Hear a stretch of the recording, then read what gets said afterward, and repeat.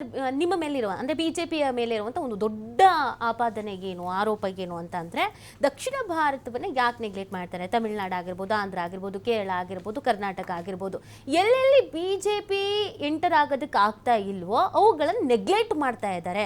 ಎಲ್ಲೆಲ್ಲಿ BJP enter ಆಗಿದೆಯೋ ಅಥವಾ ಮಿತ್ರ ಪಕ್ಷಗಳಿದಾವೋ ಅಥವಾ ಅಲ್ಲಿ ಅಧಿಕಾರಕ್ಕೆ ಬರ್ತೀವೋ ಅದ್ರ ಬಗ್ಗೆ ಸ್ವಲ್ಪ ಜಾಸ್ತಿ ಫೋಕಸ್ ಮಾಡ್ತಾರೆ.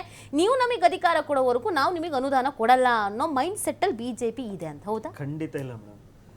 ಸನ್ಮಾನ್ಯ ಮೋದಿಯವರು ವಸುದೈವ ಕುಟುಂಬಕಂ ಅಂತ ಒಂದು ದೊಡ್ಡ ಮನಸ್ಥಿತಿಯಿಂದ ಮೋದಿ ಯಾವುದೇ ವ್ಯಕ್ತಿಗೆ ಅನ್ಯಾಯ ಮಾಡುವಂಥ ಕೆಲಸನೇ ಮಾಡಿಲ್ಲ. ಯಾಕೆಂದರೆ ಮೋದಿ ಮಾಡದೆ ಯಾವುದೋ ಒಂದು ಕೆಲಸ ಇದ್ದರೆ, ಯಾವುದೇ ರಾಜ್ಯದ ಒಂದು ಪ್ರಜೆಗೆ ಸಿಕ್ಕಿಲ್ಲ ಅನ್ನೋದು ಯಾವುದನ್ನು ಒಂದಿದ್ರೆ ಇವತ್ತು ಕಾಂಗ್ರೆಸ್ಸರು ಮತ್ತು ಅಹ್ಮದ್ ಮೇರೆ ಹೇಳುವಂಥ ಕೆಲಸ ಮಾಡಬೇಕು.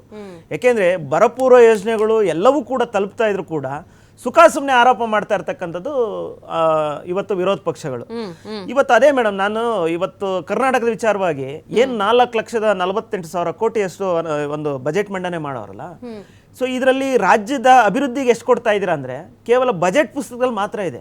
ನೀವು ಕಳೆದ ಬಾರಿ ಏನು ಸುಮಾರು ಒಂದು ಶಿಕ್ಷಣ ಸಂಸ್ಥೆಗೆ ಸುಮಾರು 45,000 ಕೋಟಿ ಕೊಡ್ತೀನಿ ಅಂದ್ರೆ ಮೇಡಮ್, ಇವ್ರ ಕೈಲಿ 15,000 ಕೊಡಕ್ಕಾಗ್ಲಿಲ್ಲ, ಅಪಾಯಿಂಟ್ಮೆಂಟು ಮಾಡಕ್ಕಾಗ್ಲಿಲ್ಲ, ರಸ್ತೆಗಳು ಅಭಿವೃದ್ಧಿ ಮಾಡ್ಲಿಲ್ಲ. ಯಾಕೆ ಮಾಡ್ಲಿಲ್ಲ ಅಂತಂದ್ರೆ ಇವತ್ತು ಸಾಲ ಮಾಡಿದ್ರು ಇವತ್ತು ಅಭಿವೃದ್ಧಿ ಮಾಡೋಕ್ಕಾಗ್ತಾ ಇಲ್ಲ. ಅದೇ ಏನು ಕಳೆದ 3 ವರ್ಷದಲ್ಲಿ, ಕಳೆದ 70 ವರ್ಷದಲ್ಲಿ ಕರ್ನಾಟಕ ಸಾಲ 4 ಲಕ್ಷ ಕೋಟಿ ಇದ್ರೆ ಇವತ್ತು ಕಳೆದ 3 ವರ್ಷದಲ್ಲಿ ಸುಮಾರು 4 ಲಕ್ಷ ಕೋಟಿಯಷ್ಟು ಸಾಲ ಯಾಕೆ ಮಾಡಿದ್ರು? ಹಾಗಾದ್ರೆ ಅನುದಾನಗಳನ್ನ ಯಾವ ರೀತಿ ಬಳಸ್ಕೊಬೇಕು, ಯಾವ ರೀತಿ ಕೆಲಸ ಮಾಡಬೇಕು ಅಂತ ಈ ರಾಜ್ಯ ಸರ್ಕಾರದ ಇರ್ತಕ್ಕಂಥ ಮುಖ್ಯಮಂತ್ರಿಗಳಿಗೆ ಗೊತ್ತಿಲ್ಲ ಅಂದ್ಮೇಲೆ ಯಾರು ಬಂದು ಪಾಠ ಮಾಡಬೇಕು? ಇವತ್ತು ರೈತರು ಬಂದು ಪಾಠ ಹೇಳೋಂಥ ಸ್ಥಿತಿಗೆ ಇವತ್ತು ಸಿದ್ದರಾಮಯ್ಯನವರು ಆಗಿದ್ದಾರೆ. ಯಾಕೆಂದ್ರೆ ಇವತ್ತು ಯಾವುದೇ ಯೋಜನೆಗಳನ್ನ ಇವತ್ತು ಕೊಡೋಂಥ ಪರಿಸ್ಥಿತಿಯಲ್ಲಿ ಇಲ್ಲ. ಇವತ್ತು ಶಾಸಕರು ಇದೇ ವಿಚಾರವಾಗಿ ದೊಡ್ಡ ಗಲಾಟೆ ಮಾಡ್ತಾ ಇದ್ದಾರೆ. ಇವತ್ತು ರಸ್ತೆಗಳು ಅಭಿವೃದ್ಧಿ ಆಗ್ತಾ ಇಲ್ಲ ಮೇಡಮ್.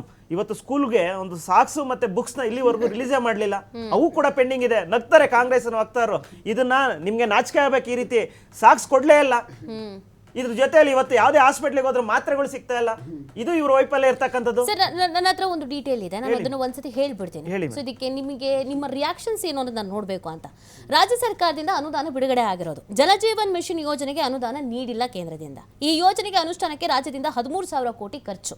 ಓಕೆನಾ? ರಾಜ್ಯ ಸರ್ಕಾರಕ್ಕೆ 13,000 ಕೋಟಿಯಷ್ಟು ಹೆಚ್ಚುವರಿ ಹೊರೆ ಆಗಿದೆ. ರಾಷ್ಟ್ರೀಯ ಸಾಮಾಜಿಕ ಭದ್ರತಾ ಪಿಂಚಣಿ ಯೋಜನೆ ಅನುಷ್ಠಾನ ಕೇಂದ್ರವು ರಾಜ್ಯದ 14 ಲಕ್ಷ ಜನರಿಗಷ್ಟೇ ಅನುದಾನ ಒದಗಿಸ್ತಾ ಇದೆ. ರಾಜ್ಯವು ಹೆಚ್ಚುವರಿಯಾಗಿ 85 ಲಕ್ಷ ಮಂದಿಗೆ ಪಿಂಚಣಿಯನ್ನು ನೀಡ್ತಾ ಇದೆ. ಇದರಿಂದ ರಾಜ್ಯಕ್ಕೆ ವಾರ್ಷಿಕ 10,000 ಕೋಟಿಯಷ್ಟು ಹೊರೆ ಆಗಿದೆ. ಇನ್ನು ಕೆಲವು ಯೋಜನೆಗಳಿಗೆ ರಾಜ್ಯ ಸರ್ಕಾರ ಅನುದಾನ ಬಿಡುಗಡೆಯನ್ನ ಮಾಡ್ತಾ ಇದೆ, ಮಾಡಬೇಕಾದಂತ ಪರಿಸ್ಥಿತಿ ಇದೆ. ಸೊ ಇದಕ್ಕೆ ಸಂಬಂಧಪಟ್ಟಂತೆ ನಿಮಗೆ ಏನು ಅನ್ಸುತ್ತೆ? ಇಲ್ಲ ನೋಡಿ ಮೇಡಮ್, ಜಲಜೀವನ್ ಮಿಷನ್ ಅನ್ನೋದು ಸುಮಾರು 40 ಲಕ್ಷ ಮನೆಗಳಿಗೆ ಕನೆಕ್ಟ್ ಮಾಡಿರ್ತಕ್ಕಂಥ ಇಡೀ ರಾಜ್ಯದಲ್ಲಿ ಇವತ್ತು ಕೇಂದ್ರ ಸರ್ಕಾರ ಅನುದಾನ ಕೊಟ್ಟು ಆ ರಾಜ್ಯದ ಪಾಲನ್ನು ಕೊಟ್ಟು ಪ್ರಾಜೆಕ್ಟ್ ನ ಕಂಪ್ಲೀಟ್ ಮಾಡ್ತಾ ಇಲ್ಲ. ಇವತ್ತು ನೀವು ಶಾಸಕರುಗಳಿಗೆ ಹತ್ರ ಹೋಗಿ ಕೇಳಿ, ಯಾವುದೇ ಯೋಜನೆಗಳು ಕೆಲಸಗಳು ಮಾಡ್ತಾ ಇರ್ತಕ್ಕಂಥದ್ದು ಕೇಂದ್ರದ ಯೋಜನೆಗಳು, ರಾಜ್ಯ ಸರ್ಕಾರದಿಂದ ಯಾವುದೇ ಯೋಜನೆಗಳು ಅಭಿವೃದ್ಧಿ ಕೆಲಸಗಳು ಮಾಡಕ್ ಆಗ್ತಾ ಇಲ್ಲ, ಖಂಡಿತ ಆಗ್ತಾ ಇಲ್ಲ. ಇದು ನಾವ್ ಹೇಳ್ತಾ ಇಲ್ಲ, ಕಾಂಗ್ರೆಸ್ಸಿನ ಶಾಸಕರ ಹತ್ರ ಕೇಳಿ. ರಾಜ್ಯ ಸರ್ಕಾರದಿಂದ ಯಾವ್ಯಾವ ಅವ್ರ ಕ್ಷೇತ್ರದಲ್ಲಿ ಎಷ್ಟು ಅನುದಾನದ ಕೆಲಸ ನಡೆಸ್ತಾ ಇದೀವಿ, ರಸ್ತೆ ಅಭಿವೃದ್ಧಿ ಮಾಡ್ತಾ ಇದೀವಿ, ಕೆರೆಗಳ ಅಭಿವೃದ್ಧಿ ಎಷ್ಟಾಗ್ತಾ ಇದೆ, ಸೇತುವೆಗಳು ಎಷ್ಟು ಅಭಿವೃದ್ಧಿ ಆಗ್ತಾ ಇದೆ, ಇಲ್ಲಾಂದ್ರೆ ಎಲ್ಲ ಒಂದ್ ಕಡೆ ರೈತರುಗಳು ಸಣ್ಣ ಸಣ್ಣ ಕೆರೆ ಕಟ್ಟೆಗೆ ಏನೊಂದು ಇದನ್ನ ಮಾಡೋದಕ್ಕೆ ಕೆಲಸ ಮಾಡೋದಕ್ಕೆ ಎಷ್ಟು ಅನುದಾನ ಕೊಡ್ತಾ ಇದೆ ಅಂತ ಕೇಳಿದ್ರೆ ರಾಜ್ಯ ಸರ್ಕಾರ ಜೀರೋ. ಇವತ್ತು ಇಡೀ ರಾಜ್ಯದಲ್ಲಿ ಯಾವ್ದನ್ನ ಯೋಜನೆಗಳು ನಡೀತಾ ಇದ್ರೆ ಕೇಂದ್ರ ಸರ್ಕಾರದ ಯೋಜನೆಗಳು ಇವತ್ತು ರಾಜ್ಯದಲ್ಲಿ ಪ್ರಶ್ನೆ ಮಾಡ್ತಾರೆ ಅಂದ್ರೆ ನನಗೆ ಆಶ್ಚರ್ಯವಾಗಿ ಕಾಣ್ತಾ ಇದೆ ಮೇಡಮ್. ಕಳೆದ 3 ವರ್ಷದಲ್ಲಿ ಇವರು ಯೋಗ್ಯತೆಗೆ ಒಂದು ಮನೆ ರಾಜ್ಯ ಸರ್ಕಾರದಿಂದ ಕೊಡಕ್ಕಾಗಿಲ್ಲ.